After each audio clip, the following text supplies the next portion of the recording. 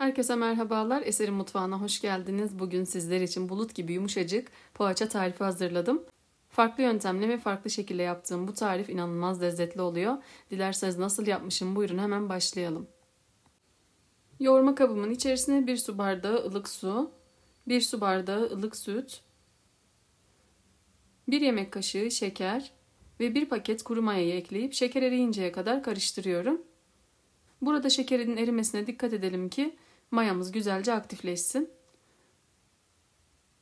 Malzemeleri karıştırdıktan sonra üzerine 1 çay bardağı sıvı yağ ekleyip şöyle bir karıştırıyorum ve un ilavesi yapmaya başlıyorum.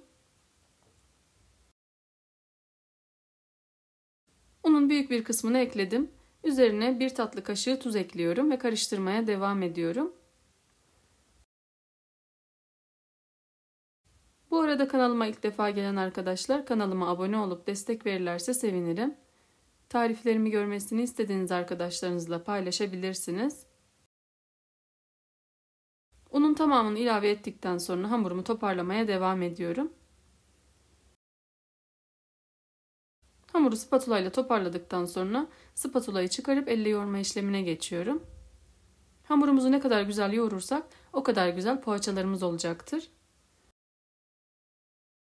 Hamuru yoğurma kabının içerisine toparladıktan sonra masanın üzerine alıyorum ve masanın üzerinde yoğurma işlemine devam ediyorum. Tarifimde kullanmış olduğum malzeme listesini açıklama bölümüne ekliyorum. Kaçıran arkadaşlarımız oradan bakabilir.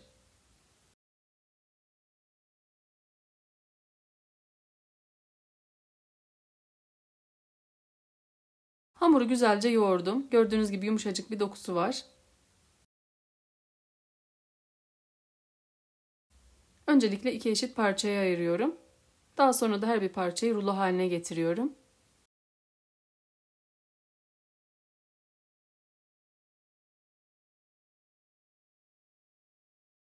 Her bir rulomu 5 eşit parçaya ayırıyorum. Toplamda bu tariften 10 eşit beze elde ediyorum.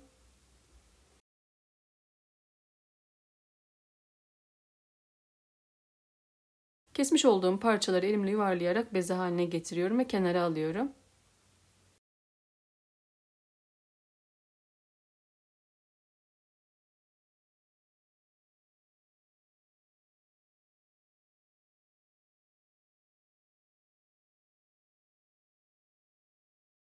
Hamurların tamamına şekil verdikten sonra tabağın üzerine un serpiştiriyorum ve hamurları üzerine yerleştiriyorum.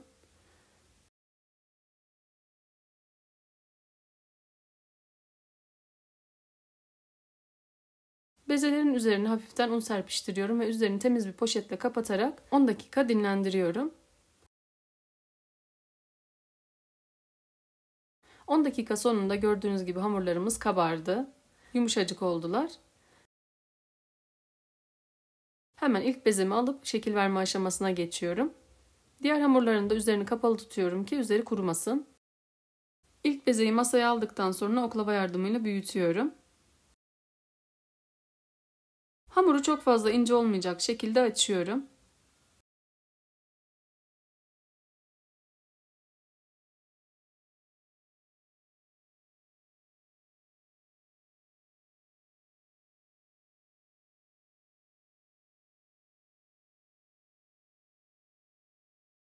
Hamuru büyütebildiğim kadar büyüttüm. Sizlere şöyle inceliğini göstermek istiyorum.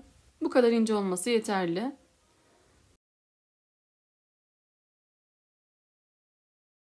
Üzeri için 100 gram eritilmiş tereyağının üzerine 1 çay bardağı sıvı yağ ekliyorum ve karıştırdıktan sonra açmış olduğum hamurun üzerine fırça yardımıyla gezdiriyorum. Ve her tarafına gelecek şekilde sürüyorum.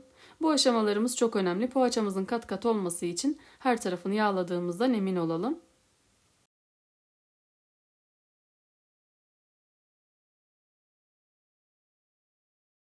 Hamuru yağladıktan sonra bir rulet yardımıyla 4 eşit parçaya ayırıyorum. Ve poğaçama şekil vermeye geçiyorum. Poğaçamız pileli bir poğaça olacağı için hamurun uç kısmını tutup gördüğünüz gibi pile şekli veriyorum.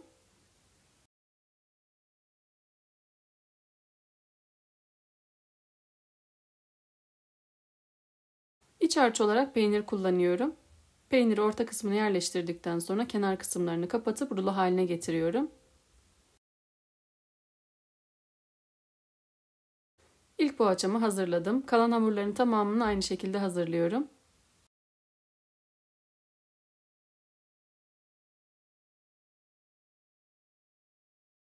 Sizler için biraz uğraştırıcı görünebilir ama yaptığınız zaman ne kadar kolay olduğunu fark edeceksiniz.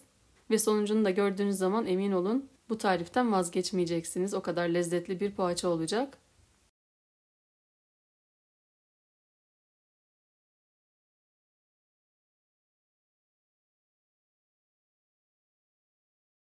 Son hamurumu aynı şekilde hazırladıktan sonra şekil vermeye devam ediyorum.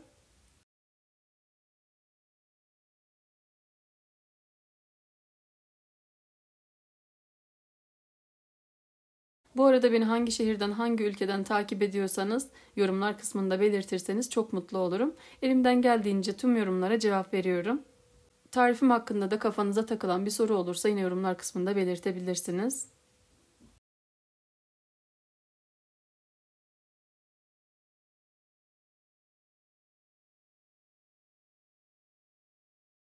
Son poğaçalarımın da iç harcını yerleştirdikten sonra rulo haline getirip yağlı kağıt sermiş olduğum tepsiye yerleştiriyorum.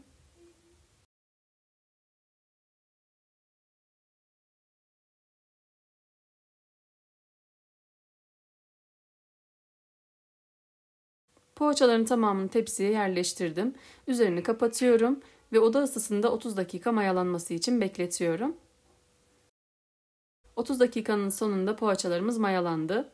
Poğaçaların üzeri için 1 adet yumurta sarısının üzerine 1 yemek kaşığı süt ekliyorum ve güzelce çırpıyorum. Ve poğaçaların üzerine dikkatli bir şekilde poğaçaların kabarıklığını söndürmeden sürüyorum. Bu aşamada lütfen poğaçaları ezmemeye dikkat ederim. Hafif hareketlerle sürelim.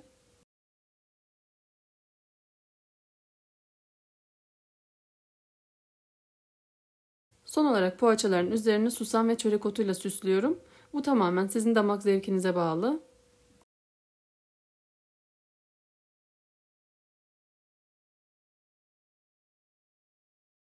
Poğaçalarım artık fırına girmeye hazır. 200 derecede önceden ısıtılmış alt üst ayar fırında pişirmeye gönderiyorum.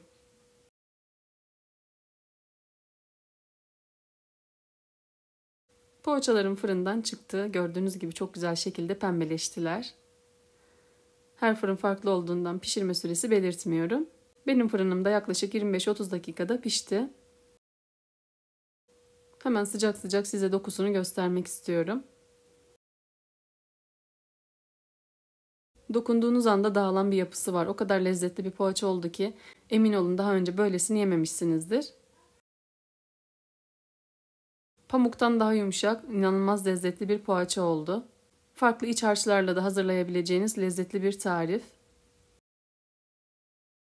Denediğiniz zaman eminim ki vazgeçemeyeceksinizdir. Kesinlikle denemenizi tavsiye ederim. Deneyecek olan arkadaşların yorumlar kısmında düşüncelerini bekliyor olacağım. Deneyecek olan herkese şimdiden afiyet olsun. Bugünlükte bir tarifimin daha sonuna geldim. Umarım çok beğendiğiniz bir lezzet olmuştur. Tarifimi beğendiyseniz beğenmeyi, kanalıma hala abone değilseniz abone olmayı unutmayın lütfen. Tarifimi görmesini istediğiniz arkadaşlarınızla paylaşabilirsiniz. Bildirim zilini aktifleştirerek paylaşımlarımdan anında haberdar olabilirsiniz. Farklı ve lezzetli tariflerde görüşmek üzere. Kendinize çok iyi bakın. Hoşça kalın.